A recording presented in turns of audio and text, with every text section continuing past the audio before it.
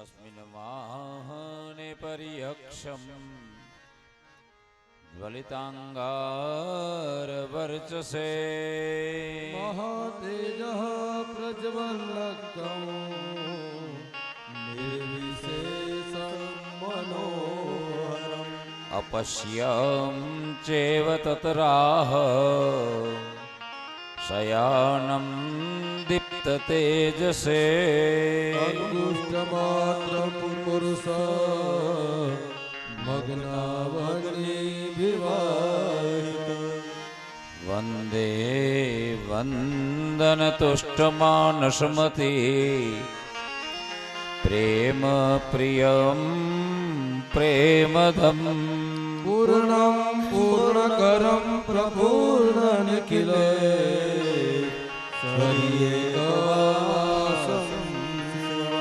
सत्यं सत्यमयं त्रिसत्यविभवम् सत्यप्रियं सत्यदम् विष्णु ब्रह्मनुदं स्वकीयकृपयो पाताकृते शङ्करम् वन्दन करो यन्तर्तणो वन्दन करो आत्मथे वंदन करो श्रद्धा भरियो वंदन करो और प्रेम की प्रथम वन्दे परिब्रह्म परमयानंद स्वरूपे द्वितीय वन्दे गुरुदेव जिन्हें दियो नयनोपाय वंदे सब संत जोरी कर तिनके आगे मन वच काय प्रणाम करत भय भ्रम सब भागे यही बांधे मंगलाचरण करे सुंदर ग्रंथ बखानिए तह विघ्न कौ उपजे नहीं यह निश्चय करिमानी यह निश्चय करिमानिए बोलिए रामेश्वर महादेव की जय हो श्री हृदयेश्वर महादेव की जय हो श्री प्राणेश्वर महादेव की जय हो प्रेमेश्वर महादेव की जय हो सद्गुरुनाथ महाराज की जय हो ओम नमः पार्वती पदे हर हर महादेव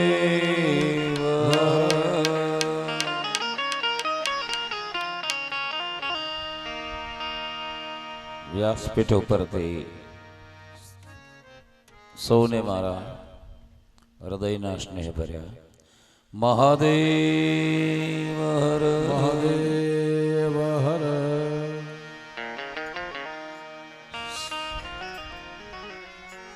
शिव हर रे शिव हर रे सांब सदा शिव शिव हर रे गाओ शिव हरे रे गाओ शिव हरे रे शाम सदा शिव शिव हरे रे गाओ शिव हर रे शिव हर रे सांब सदा शिव शिव हर रे गाओ शिव हरे रे गाओ शिव हरे रे शाम सदा शिव शिव हरे रे सांब सदा शिव शिव हर रे राम सदा शिव शिव हरे रे सांब सदा शिव शिव हर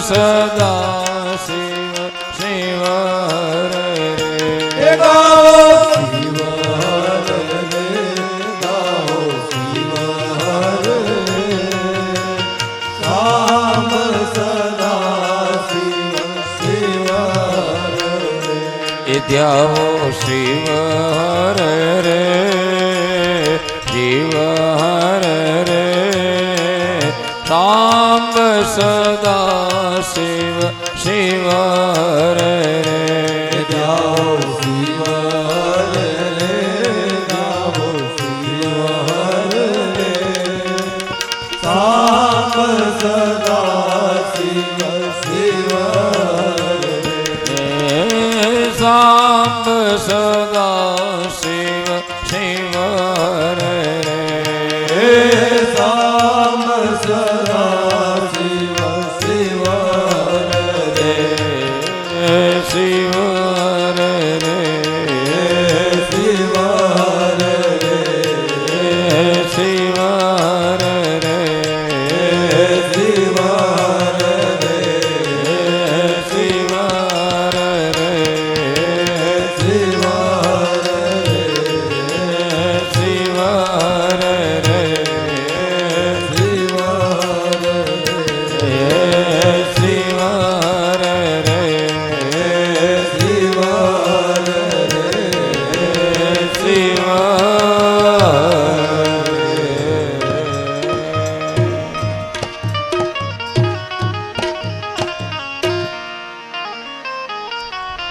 નમઃ શિવાય સાંબાય હરયે પરમાત્મને प्रणतः क्लेशनाशाय योगिनां पतये नमः બાપ પરમાત્માની દિવ્ય જ્યોતિર્લિંગની કથામાં બે જ્યોતિર્લિંગની કથા સાંભળી અને ત્રીજું જ્યોતિર્લિંગ જેનું નામ છે મહાકાલ જ્યોતિર્લિંગ.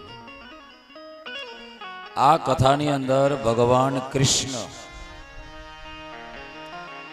દેવકીને ઉદરે જન્મ્યા પણ જશોદાજીના ધાવણને કેમ ધાયવા એ પ્રશ્નનો જવાબ છે.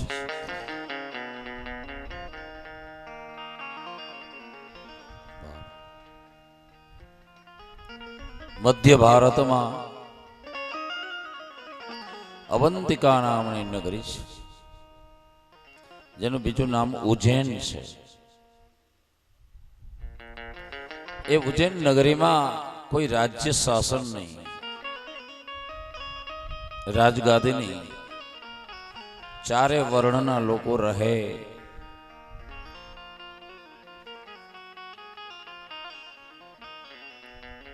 અને ચારે ચાર વર્ણના લોકો બ્રાહ્મણના ભક્ત છે. ત્યાં એક વેદપ્રિય નામે બ્રાહ્મણ રહે. જે બ્રાહ્મણ વેદોને પ્રિય હતો અથવા તો વેદો એ બ્રાહ્મણને પ્રિય હતા એટલે એનું નામ વેદપ્રિય. એ બ્રાહ્મણને 4 પુત્રો છે.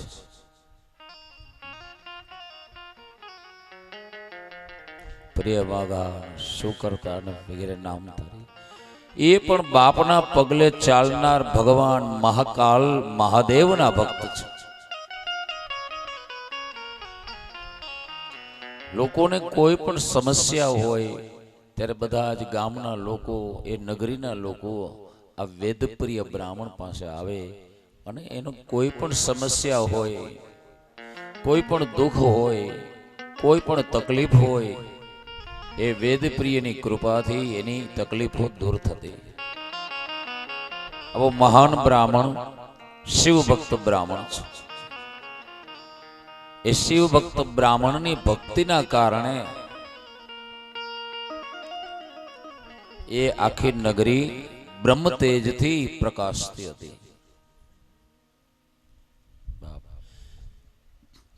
એ સમયે રત્નમાળ નામના પર્વતમાં એક રાક્ષસની ઉત્પત્તિ થઈ છે.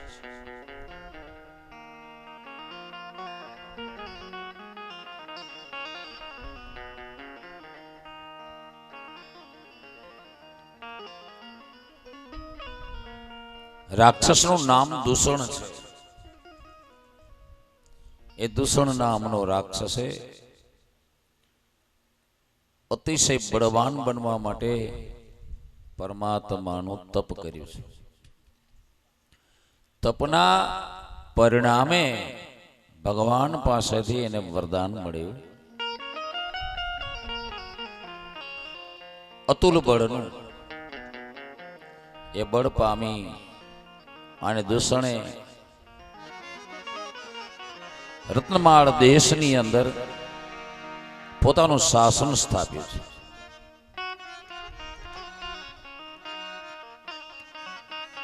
અને સર્વ ધરતી ઉપરના રાક્ષસોને એકત્રિત કરી પોતાનું એક ચક્રી શાસન ચાલુ કર્યું છે.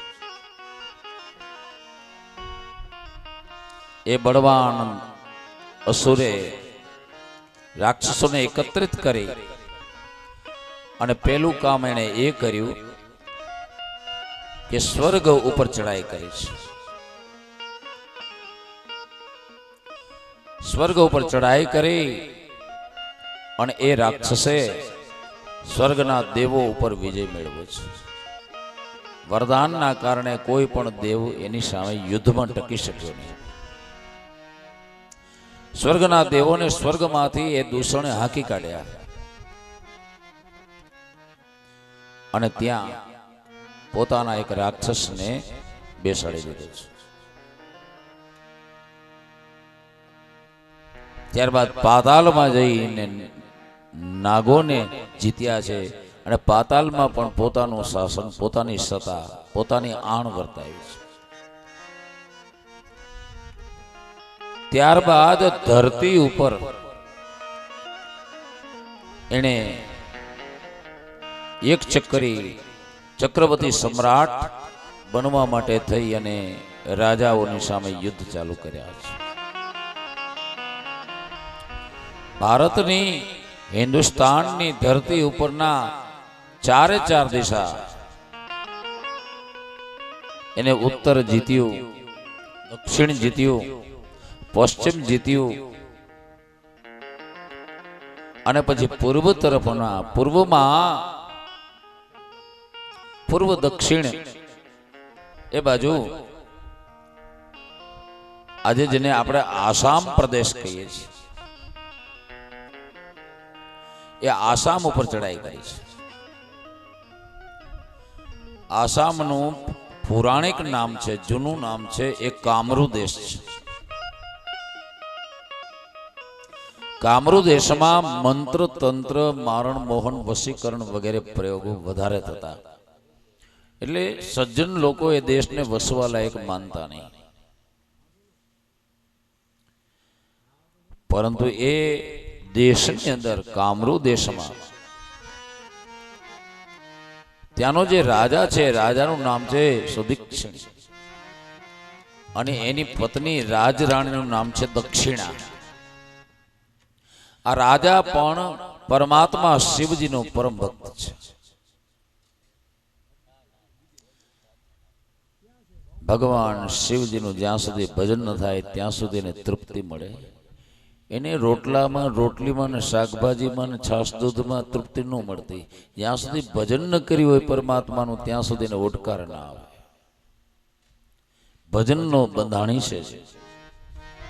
અને બાપ, મારા ને તમારા જીવનમાં જ્યારે ઈશ્વર સ્મરણ વ્યસન બની જાય, ઈશ્વરનું ભજન છે એ બંધાણ બની જાય ને, ત્યારે એ વ્યસન છે પરમાત્માની પ્રાપ્તિ કરાવે છે. રાજા ભગવાનના ભજનને કારણે અતિશય બળવાન બનેલો છે.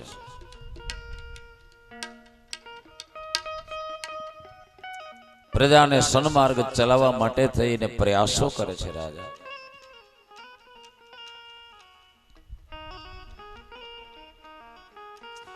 રાજાને વ્યસન પરમાત્માનું ભજન કરવાનું છે.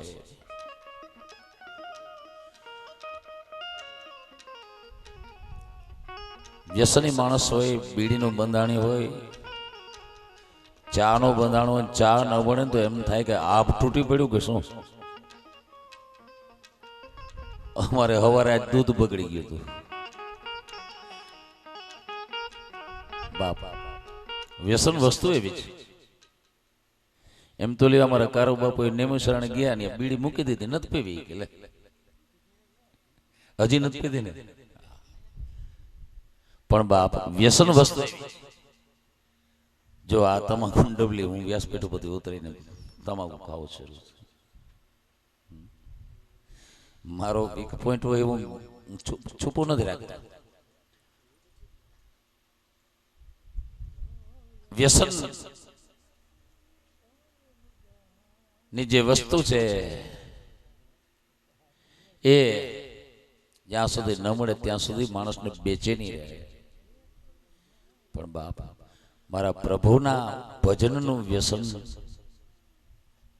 લાગુ પડી જાય, એનું બંધાણ થઈ જાય અને એના વગર જ્યારે બેચેની થવા લાગે ને ત્યારે એમ માનવું કે ઘણા પગથિયા આપણે પરમાત્માની પાસે જવાના છે, ચડી ચૂક્યા છે.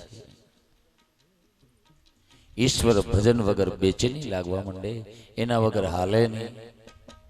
આ રાજાનું એવું છે બાપ, વ્યસની છે પરમાત્મા ભજનનો, શિવ ભજનનો વ્યસની. એવા એ પેલો રત્નમાળ દેશનો દૂષણ રાક્ષસ, એણે એ સુદીક્ષણ રાજા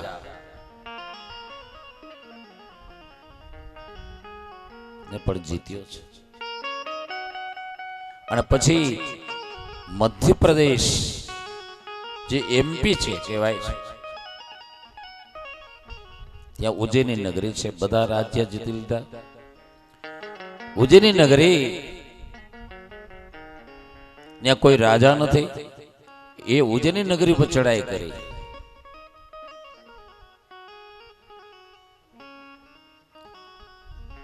ત્યારે એ આખી નગરી સુરક્ષિત છે પેલા વેદપીય બ્રાહ્મણની શિવ ભક્તિથી.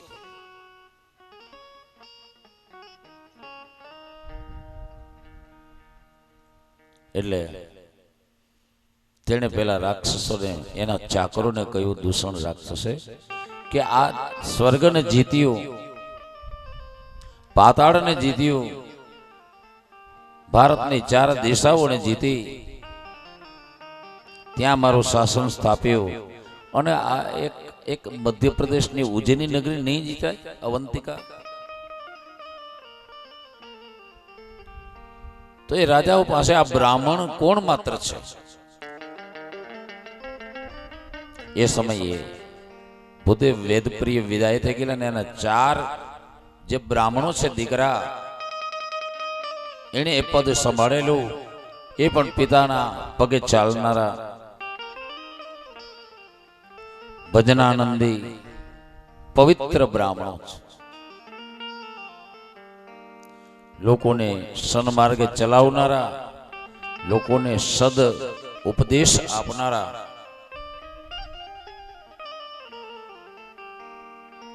એવા એ બ્રાહ્મણો છે.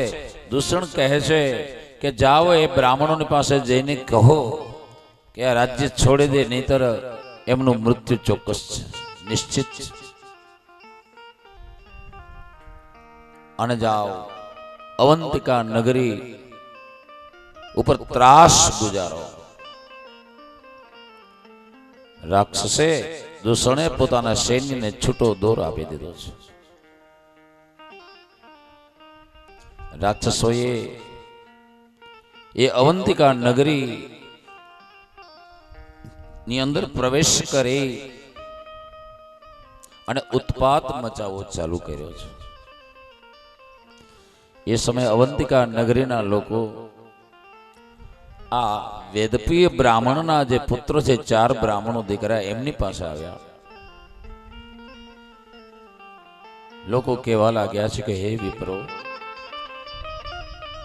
અમે તમારા શરણમાં છીએ.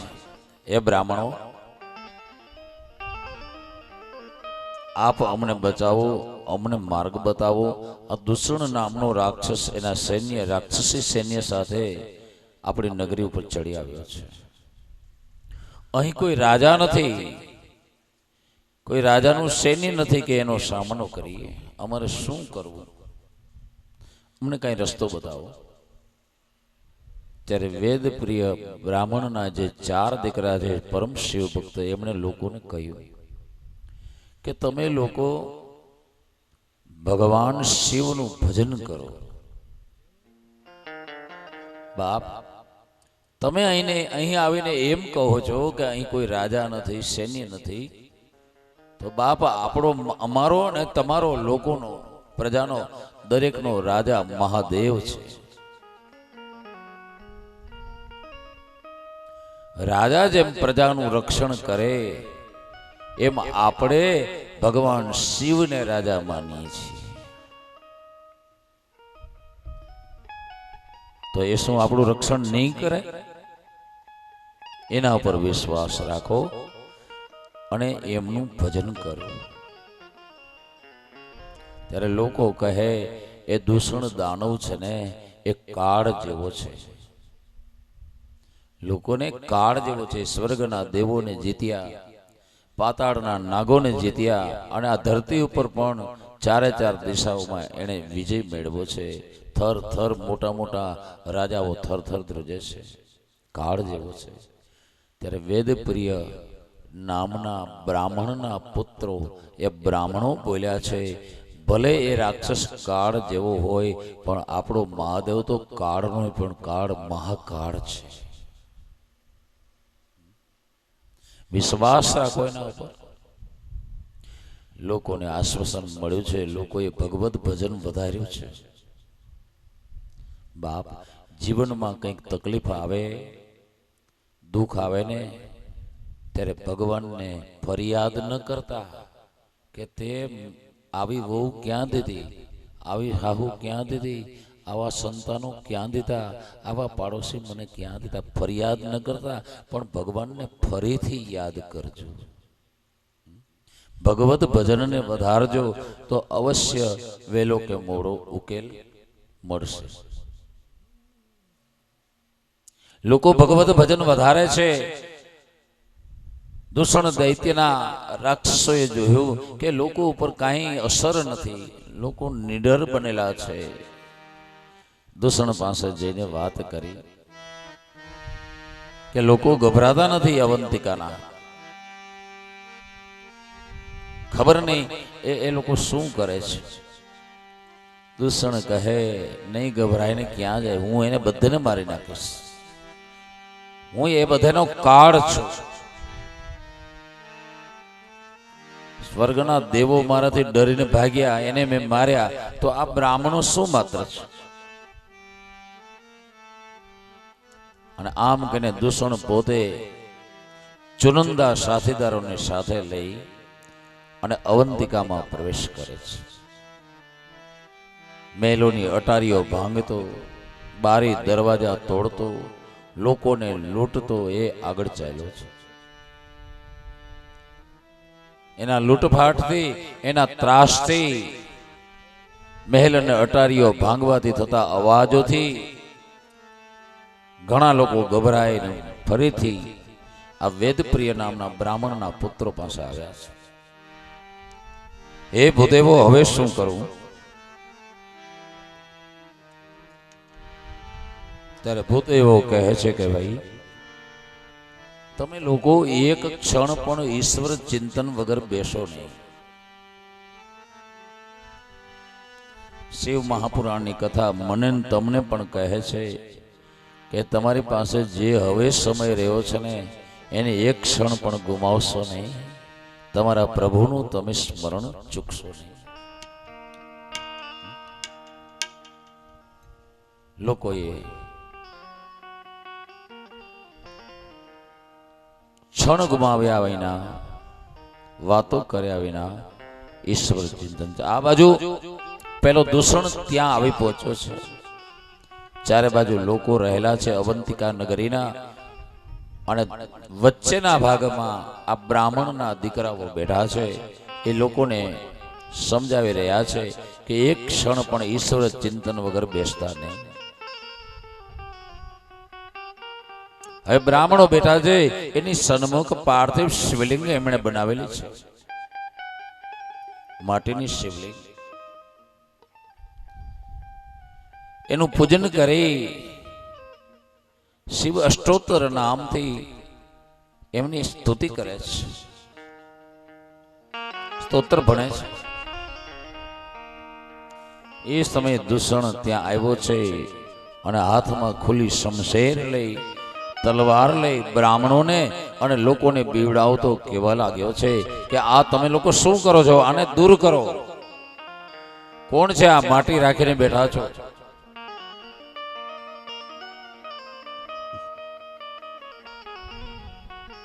ત્યારે બ્રાહ્મણ પુત્રો બોલ્યા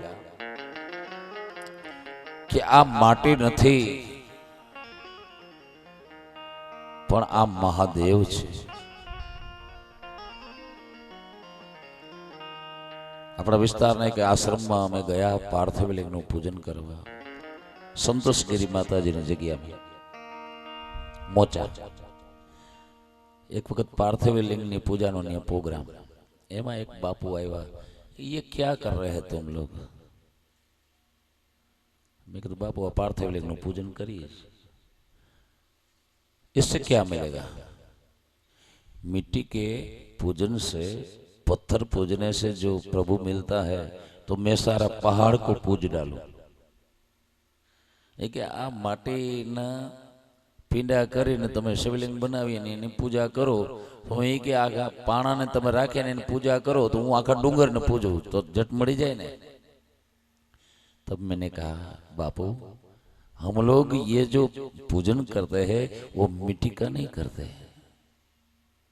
पत्थर का नहीं करते.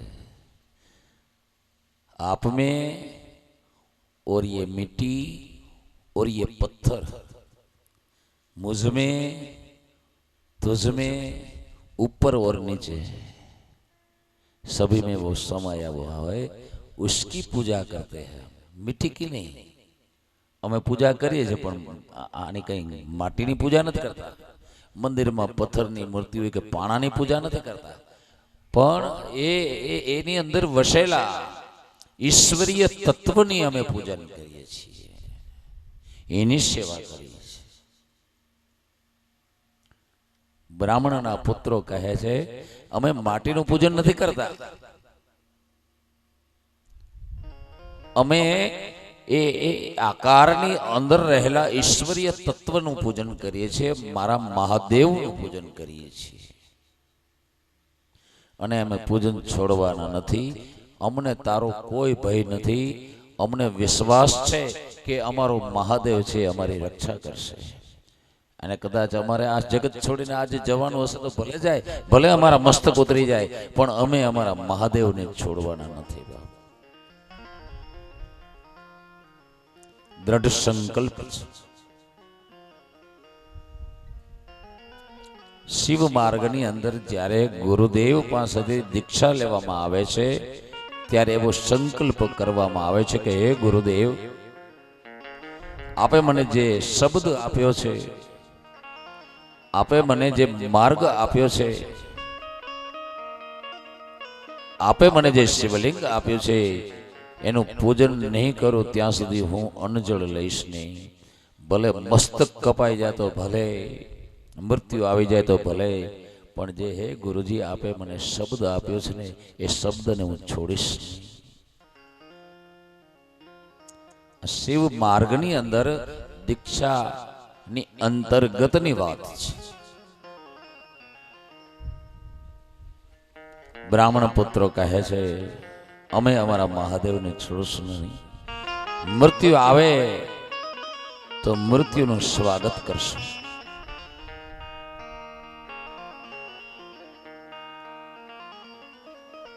તારીખ 17/6/2017 ના રોજ મારા ગળામાં 500 ગ્રામની ગાંઠ હતી.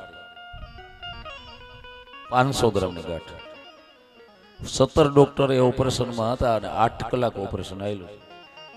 ડોક્ટર મને કહે તમારે છેલ્લું જે બોલવું એ બોલી લે. કેમ? તો કે આમાં ઓપરેશન કરશો ને તમારી ગળિયાની જે શ્વાસ નળી ને અન્ન નળી છે ને બે બંધ થઈ જશે. તમે જ્યાં સુધી જીવશો ત્યાંથી અહીંથી નળીમાંથી ખોરાક લેવો પડશે, નળીમાંથી ઓક્સિજન લેવો પડશે. બોલાશે નહીં, કંઈ ખવાશે નહીં, ખાવું હોય ખાઈ લે, કાંઈ વાંધો નહીં. મેં કીધું બીજું કંઈ ઈ સિવાય થાય કે એ વેન્ટિલેશન ઉપર રહેવું પડે ને એમાં કેટલો ટાઈમ રહ્યો એનું કાંઈ નક્કી નહીં. એટલે મેં કીધું કે 2 મહિના રહ્યો ને 3 મહિના રહ્યો ને પછી જાવે ખરા. તો મેં કીધું એક કામ કરજો, એક 10 રૂપિયાના ફૂલ મગાવી રાખજો ઓપરેશન થિયેટરમાં. તો કેમ? મેં કીધું ઓપરેશન થિયેટરમાં જ્યારે જમરાજા આવે ને મારે એનું ફૂલથી સ્વાગત કરવું છે. તમે ઓપરેશન કરો ત્યારે મારે એનું ફૂલથી સ્વાગત કરવું છે. મને મેં કીધું 60 વર્ષ થઈ ગયા, હવે કોઈ જીવવાની બહુ તમન્ના નથી. મને મારા જીવનથી સંતોષ છે. મારા પ્રભુએ જેમ રાખ્યો એમ રહ્યું. અને હવે એની ઈચ્છા હશે તો આ શરીર છોડવાની પૂરી તૈયારી છે. તમે ઓપરેશન કરો. પછી તરત જ એને મારું બીપી માપ્યું બરાબર. 17 વખત બીપી માપ્યું 3 દીમાં. વર્ષે ભેગો આ વેદપ્રિય નામના બ્રાહ્મણો કહે છે કે કદાચ મૃત્યુ આવે ને તો અમે એનું સ્વાગત કરશું, પણ મારા મહાદેવને અમે છોડશું નહીં. પેલો દૂષણ અતિશય ક્રોધમાં આવ્યો છે, કારણ કે સ્વર્ગના દેવતાઓ પણ જેને નમી ગયા હતા અને આ ધરતી ઉપરના તો મોટા મોટા સમ્રાટ રાજાઓ પણ થરથર મારા નામથી ધ્રુજે અને વગર યુદ્ધ કરી એના રાજ સોંપી દીધા. અને આ સામાન્ય બ્રાહ્મણો મારા સામા થાય, એને મારો કોઈ ભય નહીં. અતિશય ક્રોધમાં આવી કાળઝાળ બની, કાળ જેવો બની અને એને તલવાર લઈને બ્રાહ્મણોને મારી નાખવા અને એણે જે શિવલિંગ સ્થાપ્યો છે એને તોડી નાખવા માટે પોતાના તલવારનો ઘા કરે છે. એની કરેલી તલવારનો ઘા એ બ્રાહ્મણોને સ્પર્શ કરે, એ શિવલિંગને સ્પર્શ કરે એની પહેલા તો એ શિવલિંગ ફાટ્યું છે. ભયંકર અવાજ થયો, એમાંથી મારો મહાદેવ બહાર નીકળ્યો છે. જટા કટાક સંભ્રમમ નિલિંબ નિંચ નિર્ઝરી વિલોલ વીચી વલ્લરી વિરાજમાં મૂર્ધની જગત જગત જગત જબલ લલાટ પટ્ટ પાવકે કિશોર ચંદ્ર શેખરે રતિ પ્રતિક્ષણમ મમ ધરા ધરેન્દ્ર નંદિની કિશોર બંધુ બંધુર પુરતિગંત સંતતિ વિનોદમાન માત સે. પરમાત્મા જટાજૂટ સ્વરૂપે અને પોતાના ભક્તોને તિરસ્કાર થયેલો જાણી અને ક્રોધમાં આવીને બહાર નીકળ્યા છે અને દુષ્ટને કહ્યું, હે દુષ્ટ, તું મારા ભક્તો પાસેથી દૂર જા. તું કદાચ લોકોનો કાળ હોઈશ તો હું કાળનો પણ કાળ મહાકાળ છું અને મારા ભક્તોની રક્ષા કરવા હું આવ્યો છું. બાપ, મારા મહાદેવે યુદ્ધ કર્યા વગર કેવળ એક હાકોટા માત્રથી એ દૂષણ રાક્ષસને એના સૈન્ય સહિત બાળીને ભસ્મ કરી. ભગવાને રાક્ષસને બાળ્યો, એની વાણી થઈ ગઈ અને વાણી પવનના કારણે ઉડી આખા રાજ્ય ઉપર ગઈ છે. રાક્ષસને મારી નાખ્યો, પોતાના ભક્તો પર પ્રેમ ભરી દ્રષ્ટિ નાખે છે. એ ભક્તો અને અવંતિકા નગરીના લોકો પરમાત્માનું દર્શન કરે છે.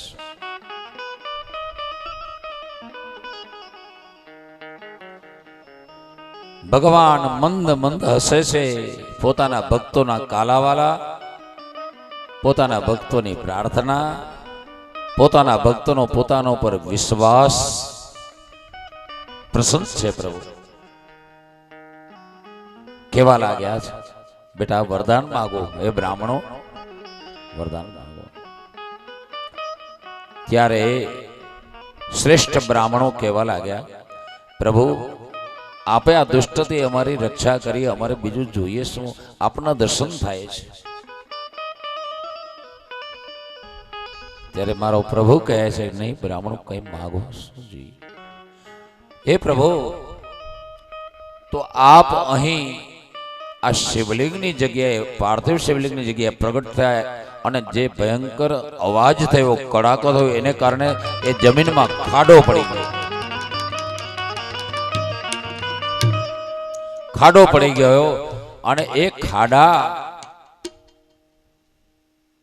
ને ધ્યાને લઈ જ્યાં અમે પાર્થિવ લિંગ બનાવેલું એ જગ્યાએ આ ખાડાની અંદર આપ જ્યોતિર્લિંગ સ્વરૂપે બિરાજમાન થાઓ અને આપના શ્રીમુખના શબ્દો કે હું કાળનો પણ કાળ છું, તો એના અનુસંધાને આપનું જ્યોતિર્લિંગ મહાકાલ નામે પ્રસિદ્ધ થાઓ. ભગવાન કહે છે કે એવમ વસ્તુ ભવ. અને પરમાત્મા એ ભક્તોની પ્રાર્થનાથી એ જ્યાં ખાડો થયેલો હતો ખાડાની અંદર જ્યોતિર્લિંગ સ્વરૂપે બિરાજમાન થયા.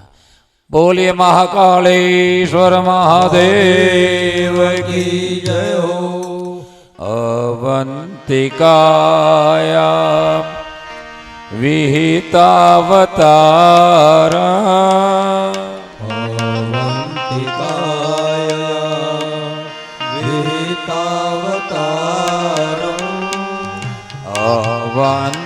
અવંતિકાયા વિહિતાવતારા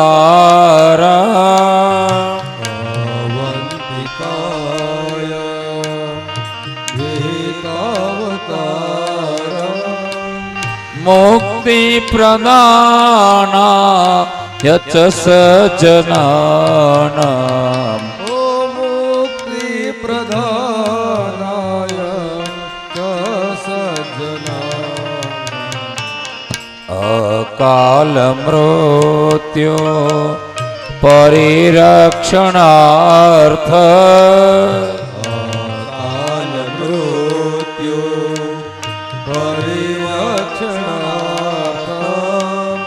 વંદે મહાકાલ મહાસુરેશ. વંદે મહાકાલ મહાસુરેશ અવંતિકાયા.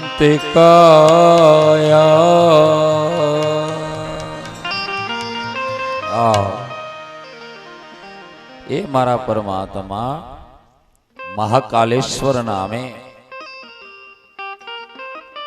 ત્યાં પ્રસિદ્ધ થયા. બાપ,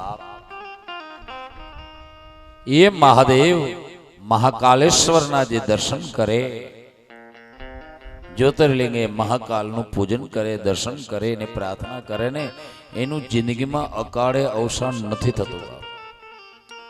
કારણ કે અકાલ મૃત્યુ જે મરે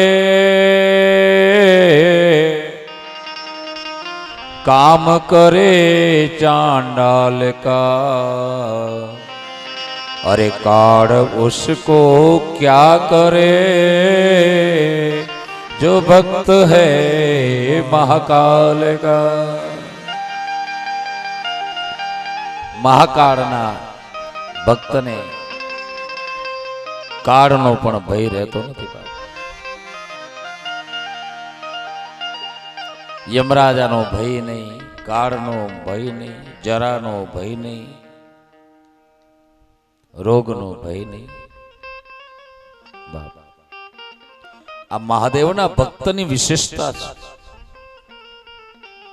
મૃત્યુનો કઈ ભય ન હોય બાપ. અને ભક્તોને કોઈ પણ સ્વરૂપના ભક્તો હોય એને સત્સંગની ભાષામાં એને મરજીવા કહેલા છે.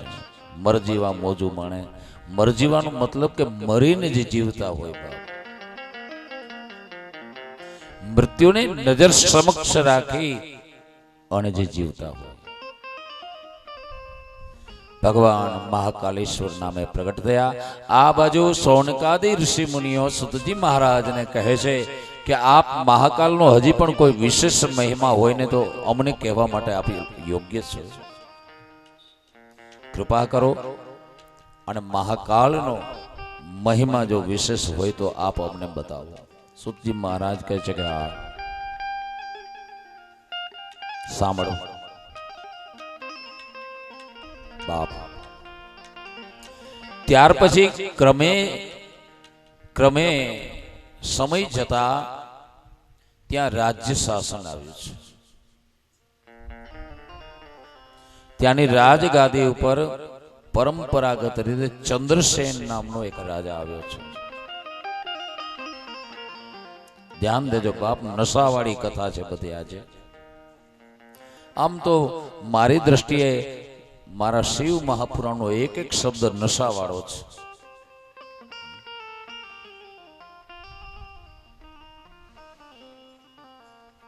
પરમાત્મા શિવજીના એ દેશમાં એ જ્યોતિર્લિંગના ક્ષેત્રમાં જે રાજા આવે છે ચંદ્રસેન છે. ચંદ્રસેન ત્યાંનો રાજા ખરો, પણ એ રાજ માને છે મહાકાલનો. નેપાળમાં હવે ચૂંટાયેલી સરકારની આ રાજ્ય કરે છે, પરંતુ 15-20 વર્ષ પહેલા સુધી નેપાળમાં પશુપતિનાથ મહાદેવનું રાજ હતું. ત્યાંનો સિક્કો ચલણ પશુપતિનાથ હતો. હવે ત્યાં આ ગવર્મેન્ટ આવી છે, સ્વતંત્રતા થઈ છે.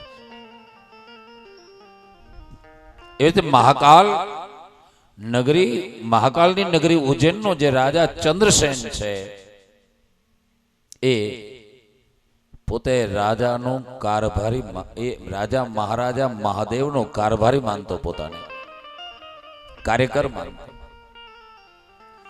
મહાદેવને કહેતો, બાપ આ રાજ તમારું છે, હું તો આપનો ચાકર છું.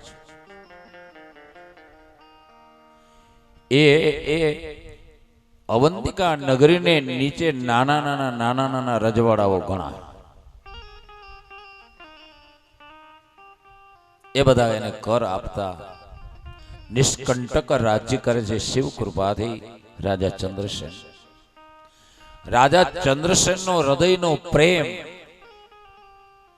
એનો ભાવ અને મહાકાલ મહાદેવનું આ રાજ છે એવું એનું માનવું દ્રઢપણે, અને એ જ પ્રમાણે એનું રહેવું.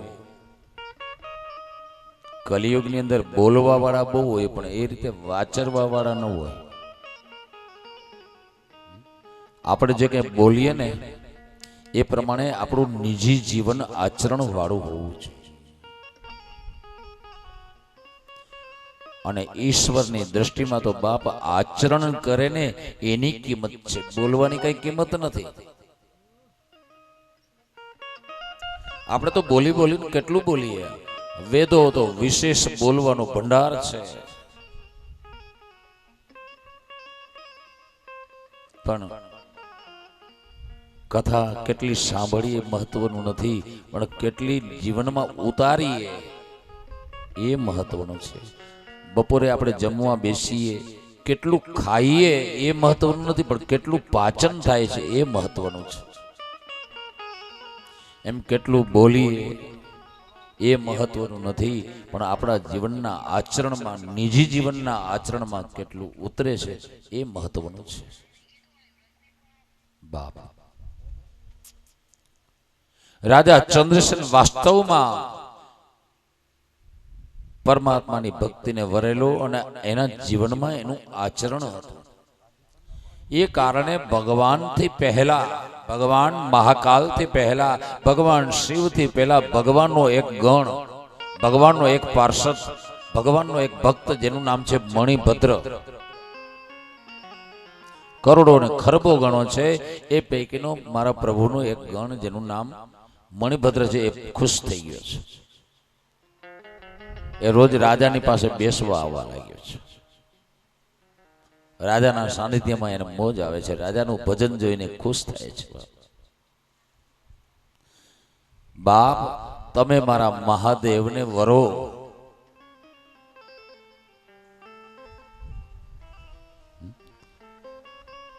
એને વાસ્તવમાં તમારા જીવનમાં એનું વરણ કરો. વરો એટલે વરણ કરવું. તે કોઈ એક શિવ ભક્તે પોતે જાતે શિવ મંદિરમાં જઈ અને બાપુજી આરે છેડાછેડી બાંધી દીધી. હા, મહાદેવારા છેડાછેડી બાંધી હતી, વરણ કર્યું પોતાના જીવનમાં.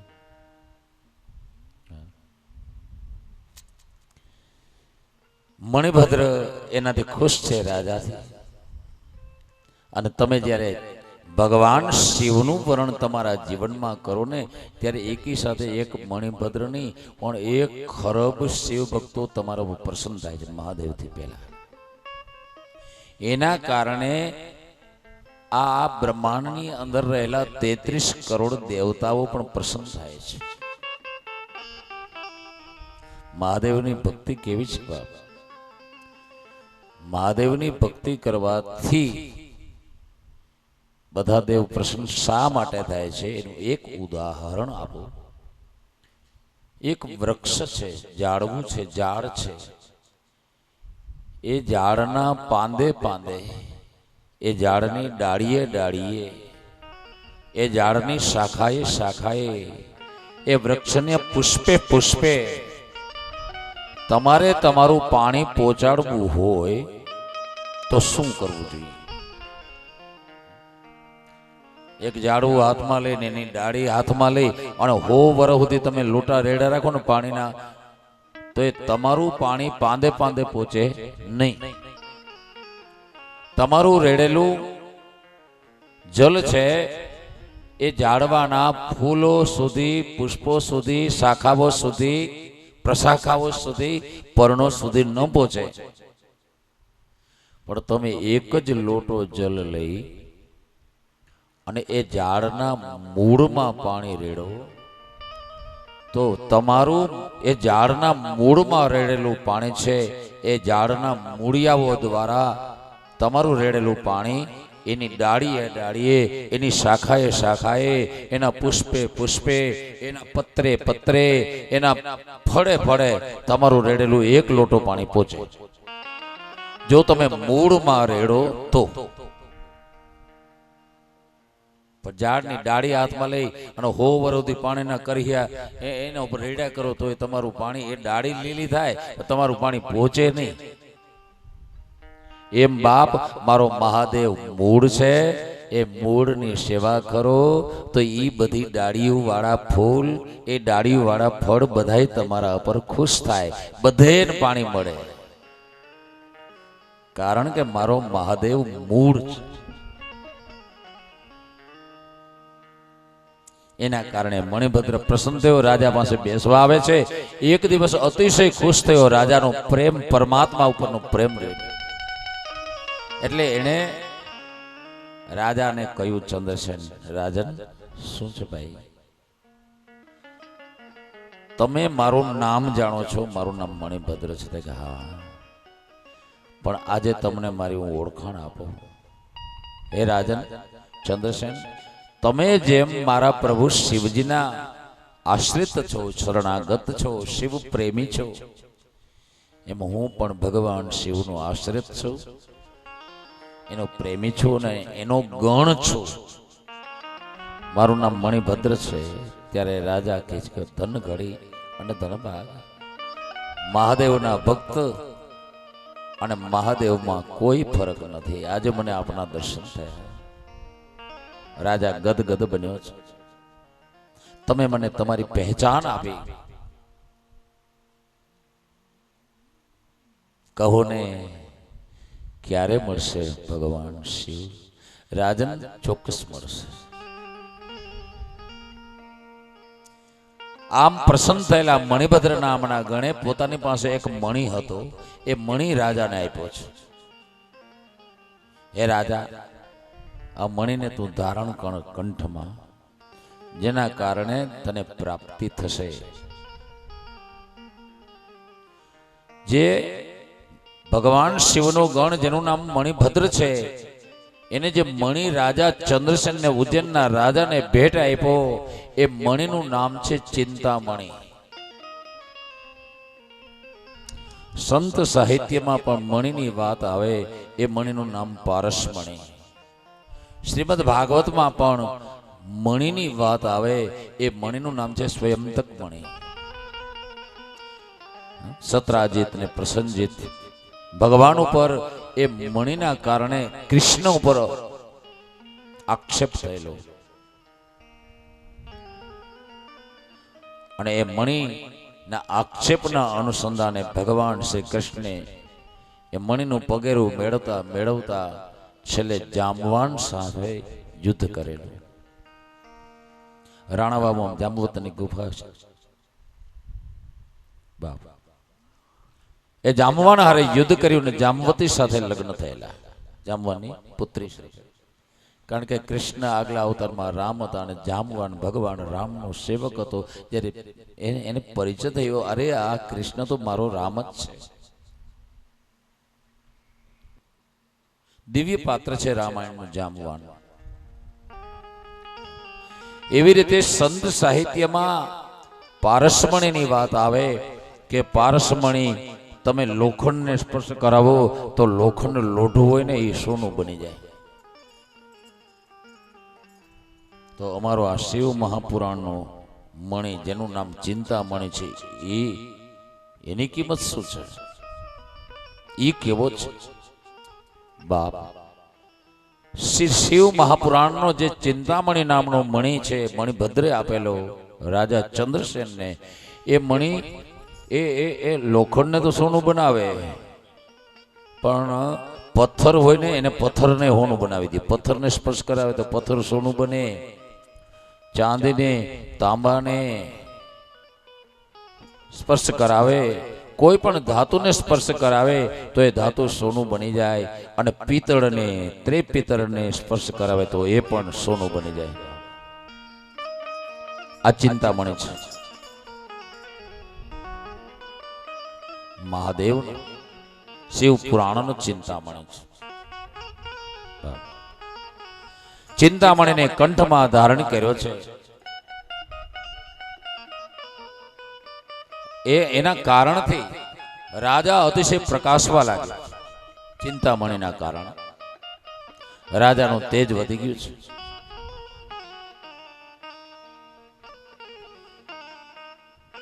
જ્યારે જ્યારે એ આડોશ પાડોશના રાજાઓ, ખંડિયા રાજાઓ રાજાને કર આપવા આવે ત્યારે રાજા સામું જોઈએ તો રાજાની પ્રતિભા અતિશય શ્રેષ્ઠ બની ગઈ છે. રાજા તેજસ્વી બની ગયો છે. બધા જ રાજાઓ જોઈએ છે કે રાજા ચંદ્રસેને કંઠમાં ધારણ કરેલો છે એક મણી, ચિંતામણી. એના કારણે રાજા અતિશય શ્રેષ્ઠ થયો છે. એટલે બધા રાજાઓ એને કે પ્રકારે રાજા ચંદ્રસેન પાસે એ મણી માગવા લાગ્યા છે. બાબા મેં જ્યારે 1984માં મારા પ્રથમ ગુરુ પાસે દીક્ષા લીધી, મને એને મારા ગુરુજીએ શબ્દ આપ્યો. પછી મેં ગુરુજીને રડતા રડતા કીધું, વર્ષે 1.5 વર્ષે મેં કીધું, બાપુ મને મહાદેવ કેદી મળશે? ત્યારે મારા ગુરુએ કીધું, દીકરા મને કીધું, ધીરિયા માગવાથી આ લોકમાં કાંઈ મળતું નથી. માગવાથી નથી મળતું, પણ ચાલવાથી આચરણ કરવાથી મળે છે. તારે ભગવાનના દર્શન કરવા હોય ને તો આ શબ્દ તને આપ્યો ને, એ શબ્દ પ્રમાણે રહેજે અને એ પ્રમાણે કરજે. બાબા મહાદેવ મહાદેવ બાબા આ જ્ઞાતિના હતા મારા ગુરુ. આ જ્ઞાતિના હતા, રાજપૂત હતા.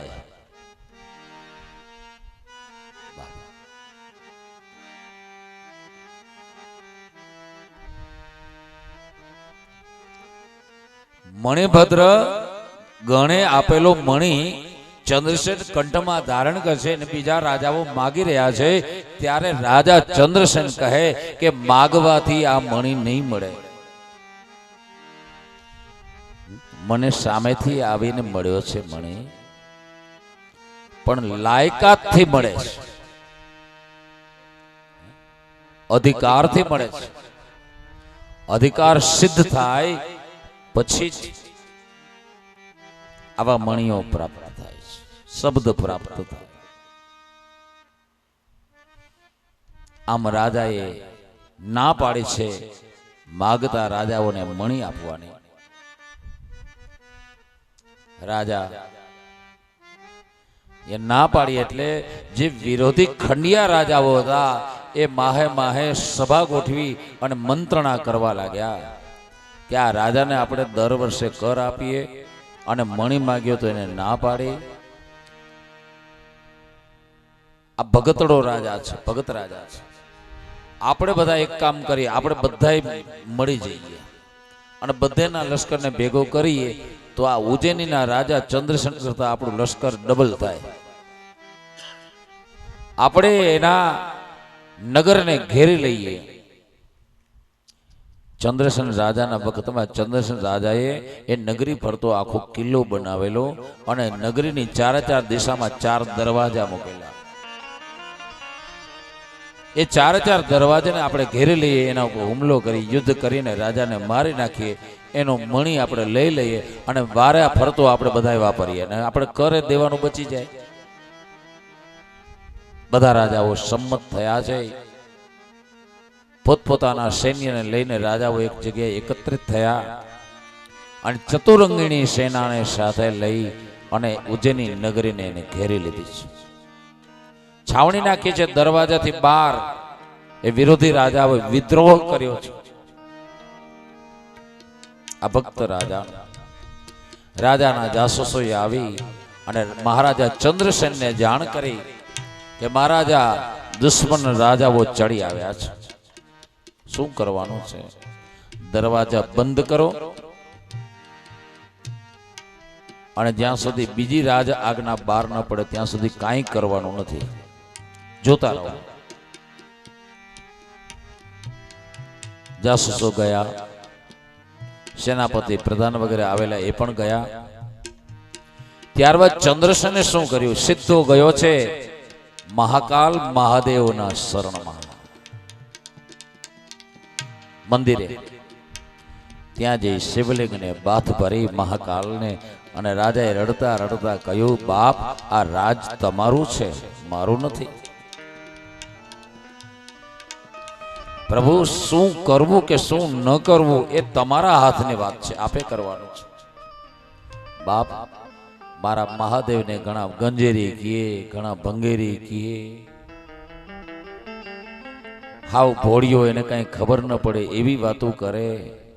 બાપ, મારા મહાદેવ જેવો ચતુર કોઈ દેવ નથી.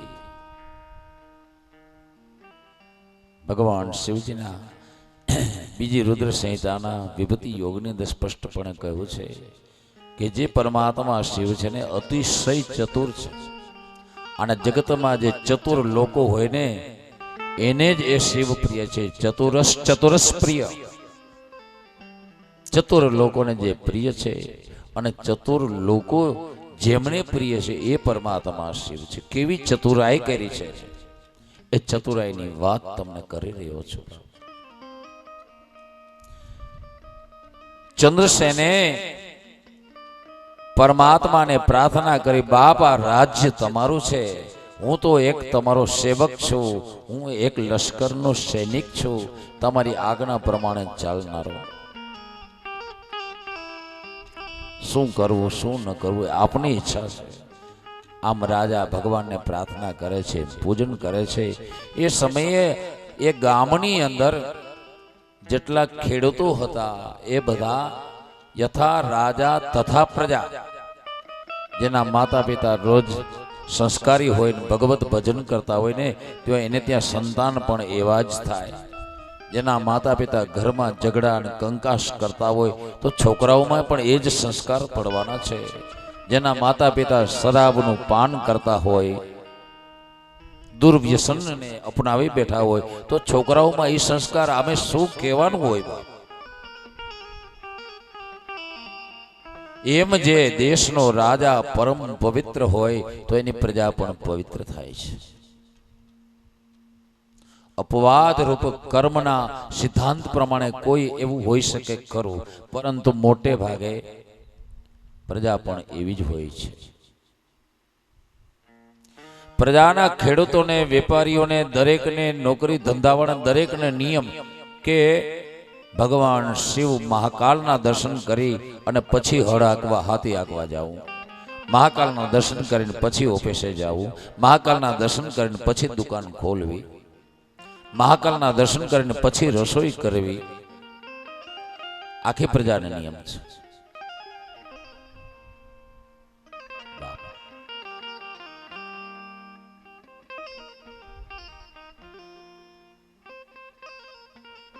અને પાછા સત્યનું આચરણ કરતા. હું આવો માર્ક બહુ કરું. પાર્થરમાં મારે પ્રોવિઝન સ્ટોર એટલે જામનગર ગ્રેન્ડ માર્કેટમાં અઠવાડિયામાં 3 વખત હું ખરીદી કરવા જતો. તો મારી સાથે જે વેપારીઓને બપોર થાય ને બપોરે નિયમ ગ્રેન્ડ માર્કેટનો કે 12-1 વાગે ગ્રેન્ડ માર્કેટ બંધ થઈ જાય, 3:30-4 વાગે ખુલે, ત્યાં સુધી કંઈ કામ ન થાય. એટલે મારી હારે બીજા વેપારીઓને ને એ પેલું થિયેટર એની અંદર ફિલ્મ જોવા જાય કે 3 કલાક પસાર થઈ જાય. અને હું ત્યાં કાશી વિશ્વનાથ મંદિર છે, કેવી રોડ, કાશી વિશ્વનાથ રોડ કહેવાય, ત્યાં જઈને બેસી જાઉં, મોજ આવી જાય, આનંદ આવી જાય. ત્યાં જઈએ તો એક તો ઠંડી ઠંડી હવા આવે, ફર્સ્ટ ક્લાસ, એસી શું કરે એની પાસે. અને ત્યાં આવતા જે ભક્તો દર્શન કરવા આવતા હોય એના દર્શન થાય. એ મહાદેવના મંદિરે જઈએ ને તો ગ્રેન્ડ માર્કેટના લગભગ 60-65-70% જેટલા વેપારીઓ બધા એ ત્યાં પહેલા દર્શન કરવા આવે, સવારે દુકાન ખોલ્યા પહેલા.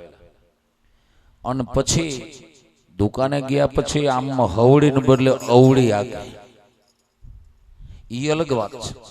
એ જોતો હું માર્ક કરતો, એ પૈકીના ઘણા વેપારીને ઓળખતો અને હજી ઓળખું છું.